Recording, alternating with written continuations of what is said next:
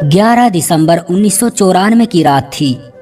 बलरामपुर शहर के नजदीक एक छोटा सा गांव है जिसमें मैं रहता था। रात के करीब 10 बजे थे और कानों को चीरती हुई ठंडी ठंडी हवाएं चल रही थी। जैसे जैसे रात बढ़ रही थी वैसे वैसे ही ठंड भी बढ़ती जा रही थी। मैं ठंड से कांपता हुआ अपने घर की ओर तेजी से बढ़ रहा था। घर जाते हुए रास्ते में एक कब्रिस्तान के पास से होते हुए गुजरना पड़ता था, लेकिन आज मुझे वापस घर जाने में बहुत देर हो गई थी। जैसे ही मैं कब्रिस्तान के पास से गुजर रहा था तो मुझे ऐसा महसूस हुआ जैसे कब्रिस्तान के अंदर से कोई लालटेन लेकर आ रहा है। पहले तो मैं बहुत घबरा गया, लेकिन फिर हिम्मत करके वहीं ठहर गया और जैसे ही वो थोड़ा नजदीक आया तो गौर से देखने पर महसूस हुआ कि वो कोई मर्द नहीं था, वो एक नौजवान लड़की थी।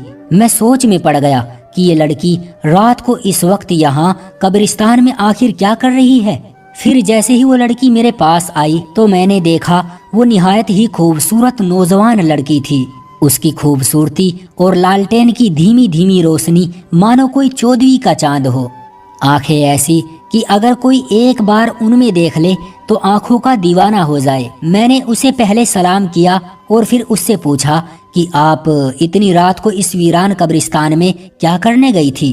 उसने कहा कि मेरी माँ बूढ़ी है, हमारे घर में कोई मर्द नहीं है, इसीलिए मैं रोज शाम कब्रिस्तान पार करके ठाकुर साहब की हवेली में काम करने के लिए जाती हूँ और अभी भी वहीं से आ रही हूँ। लड़की के एक हाथ में लालटेन और दूसरे हाथ में एक भारी सा थैला था। मैंने उसकी मदद करने का कहा तो लड़की ने बिना कुछ बोले थैला मेरे हाथ में थमा दिया और आगे आगे चलने लगी। रात होने के साथ साथ सर्दी भी बहुत बढ़ गई थी। तकरीबन आधा घंटा चलने के बाद उसका घर आ गया। घर क्या, देखने में घर कम भूत बंगला ज्यादा लग रहा था, जैसे कोई 200-300 साल पुराना खंडर हो। और सबसे अजीब बात तो ये थी कि यहाँ उस घर के अलावा और कोई दूसरा घर भी मौजूद न था। मेरे कुछ बोलने से पहले ही उसने मुझसे कहा कि अंदर आ जाओ, खाना खा कर जाना। मैं उसके इस खंडर घर को देखकर डर भी रहा था, लेकिन देखने की इच्छा भी थी कि आखिर इस घर में वो कैसे रहती है। जैसे ही मैं घर में दाखिल हुआ तो मेरी आंखें फटी की फटी रह गई, क्योंकि अंदर का नजारा कुछ और ही था। बाहर से देखने पर कोई कह ही नहीं सकता कि ये घर अंदर से ऐसा होगा। जमीन पर संगमरमर का पत्थर, एक साइड पर किताबों की library, dining table, TV, radio, मतलब अगर सीधे सीधे शब्दों में कहूँ तो एक इंसान की लग्जरी लाइफ जीने का सभी सामान मौजूद था। मैं सोच में पड़ गया कि इसके पास वो सब कुछ है जिसके बारे में एक आम आदमी सोच भी नहीं सकता। लेकिन फिर भी ये नौकरानी का काम क्यों करती है? लेकिन मैंने इन सभी बातों को इग्नोर कर दिया। रात बहुत हो गई थी। मैंने उससे घर जाने की इजाजत मांगी, लेकिन उसने कहा नहीं नहीं, अब मत जाओ, सुबह चले जाना। रात बहुत हो गई है और सर्दी भी बहुत ज्यादा है। वो मुझे बार बार मना कर रही थी कि अचानक से बराबर वाले कमरे का दरवाजा खुला और वहां से एक बहुत ही बड़ी उम्र की एक औरत बाहर आई। लड़की और उस औरत ने इशारों ही इशारों में कुछ बातें की और फिर मालूम करने पर पता लगा कि ये औरत इस लड़की की माँ है। खैर, उनकी जिद करने पर मैं वहीं रुक गया। असल में मेरे दिल की ख्वाहिश भी यही थी। ज्यादा देर ना गुजरी थी कि वो लड़की खाने के साथ मेरे सामने मौजूद थी। जैसे ही मेरी नजर उस पर पड़ी तो मैं देखकर हैरान रह गया, क्योंकि मैंने जब उसे कब्रिस्तान में देखा था तो वो उस वक्त बहुत खूबसूरत नजर आ रही थी, लेकिन अब उसकी खूबसूरती पिछली बार से कई गुना बढ़ चुकी थी। जैसे मेरे सामने आसमान की कोई हूर खड़ी हो। मेरी नजरें उसके चेहरे पर ही गड़ी हुई थी। उसने धीरे से कहा कि खाना खा लो, और जब मैंने खाना चखा तो खाना भी उसकी खूबसूरती की तरह लाजवाब था, जिसे खाकर मैं बहुत हैरान था। बस इसी तरह रात कब गुजरी पता भी ना चला। पूरी रात हम बातें करते रहे, जिसका नतीजा ये निकला हम दोनों की सोच बिल्कुल एक थी। अब हम दोनों एक दूसरे को समझने लगे। मुझे ऐसा लगा कि उसे मुझ में और मुझे उसमें इंटरेस्ट है। फिर सुबह हुई और मैं घर को रवाना हो गया, लेकिन पूरे रास्ते मुझे उसकी मौजूदगी का एहसास होता रहा, जैसे वो मेरे साथ साथ चल रही हो। लेकिन ये सिर्फ मेरा वहम था और कुछ नहीं। अगले दिन मैं काम से जानबूझकर देर से निकला ताकि उससे मुलाकात हो, और मुलाकात हुई भी, और इसी तरह हम दोनों रोज रोज मिलने लगे। बात बढ़ती गई। मैंने एक दिन उससे शादी के लिए कहा। पहले तो उसने मना कर दिया, पर मेरे पीछे पड़ जाने की वजह से वो राजी हो गई। कुछ ही दिनों में हमारी शादी भी हो गई। शादी की पहली रात मैं उसका इंतजार कर रहा था कि अचानक मुझे ऐसा लगा कि मेरी खिड़की के साथ कोई खड़ा हुआ है। मैं जैसे ही बाहर गया तो देखा घने अंधेरे के सिवा कोई न था, और मैं वापस अंदर की तरफ चला। घर में दाखिल ही हुआ था कि किचन में कोई चलता हुआ महसूस हुआ। वहां गया तो वहां कोई और नहीं, मेरी बीवी थी। मैंने उसे जाकर पीछे से गले लगाया और उसके कान में कहा कि तुम्हारी जरूरत अभी इस किचन में नहीं बल्कि उस कमरे में है। वो मुस्कुराई और मुझसे अलग हो गई। उसने कहा कि आप चलें, मैं आती हूँ। मैंने जैसे ही कमरे का दरवाजा खोला तो देखता हूँ कि वो मुझसे पहले ही कमरे में मौजूद थी। मैं हैरान हो गया और घूर घूर कर उसे देखने लगा।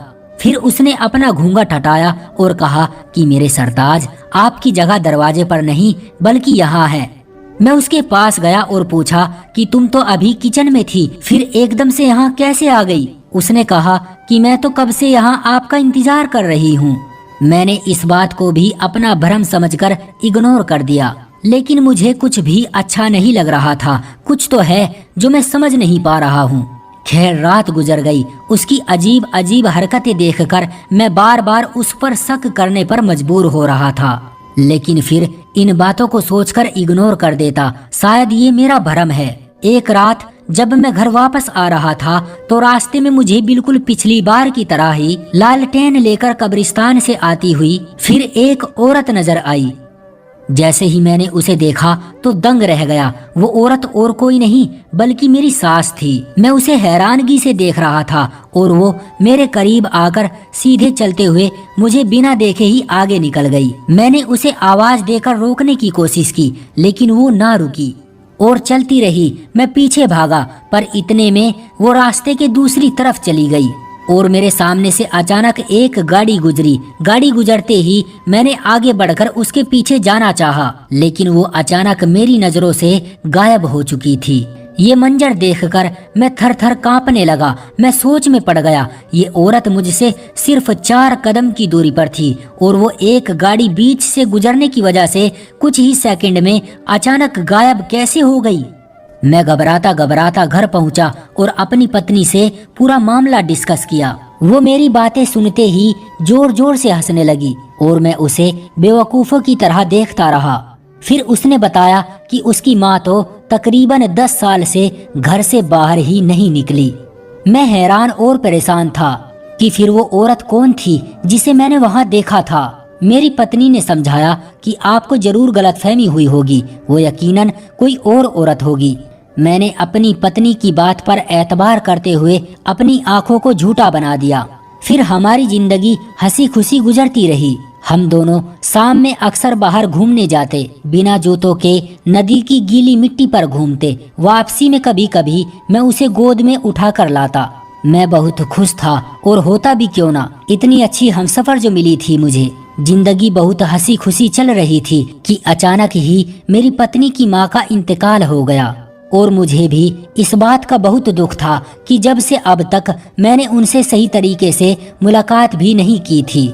मेरी पत्नी उदास रहने लगी। मैं उसकी उदासी समझ सकता था। माँ माँ होती है। इंसान लाख हंसी खुशी जिंदगी बसर कर रहा हो, पर माँ बाप ना हो तो ऐसी जिंदगी मजा नहीं देती। उसकी माँ के इंतकाल के बाद से उसने कुछ अजीब अजीब सी हरकतें करना शुरू कर दी, पर मैं समझा कि ये सब माँ के छोड़ जाने के गम में कर रही है। मैं उसे हर हाल में फिर से वही हंसी खुशी जिंदगी देना चाहता था जो हम दोनों ने अभी शुरू की थी, पर मैं नहीं कर सका। उसकी अजीब अजीब हरकतें मुझे अब परेशान कर रही थी। जैसे कि एक रात की बात है, मैं घर आया और मैंने खाना मांगा तो उसने कहा कि आज खाना नहीं पकाया। मैं उस पर गुस्सा हुआ, लेकिन फिर खामोश हो गया और घर के बाहर जाकर दीवार से टेक लगाकर अंधेरे में बैठ गया। थोड़ी देर बाद ऐसा लगा जैसे कोई किसी बर्तन से कुछ निकाल रहा हो। मैं फौरन अंदर आया तो देखा कि वो देगची से गोश्त निकाल कर खा रही थी। मैं फौरन गुस्से से उसकी तरफ लपका और उस पर शुरू हो गया कि अभी तो खाना नहीं था, फिर ये गोश्त कहाँ से आया और तुम ये कच्चा गोश्त क्यों खा रही हो। उसने मुझसे बर्तन छीना और मेरी आंखों में आंखें डालकर कहा कि ये आपके खाने का नहीं है, और फिर बर्तन को लेकर मेरे सामने फर्श पर बैठकर कच्चा गोश्त ही खाना शुरू कर दिया। मैं सोच में पड़ गया कि कोई इंसान कच्चा गोश्त कैसे खा सकता है। वो खाती भी रही और बार बार मुझे देखकर घूरती भी रही। उसका ये रूप देखकर मैं बहुत डर गया था, इसलिए मैंने घर के बाहर ही सोना सही समझा। बाहर पलंग बिछाया और लेट गया, और जैसे ही सुबह हुई उसे बिना बताए घर से गायब हो गया। पास ही के गांव में एक मौलवी साहब का घर हुआ करता था, लेकिन वो ज्यादातर मुंबई में रहा करते थे। मैंने सोचा कि जाकर देखा जाए, क्या पता कि मुलाकात हो ही जाए।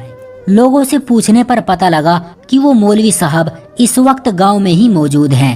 मैं जल्दी से उनके घर की ओर बढ़ा और जाकर उनसे मिलकर अपना पहले दिन से लेकर आज तक जो मामला मेरे साथ पेश आया उन्हें सब कुछ बता दिया।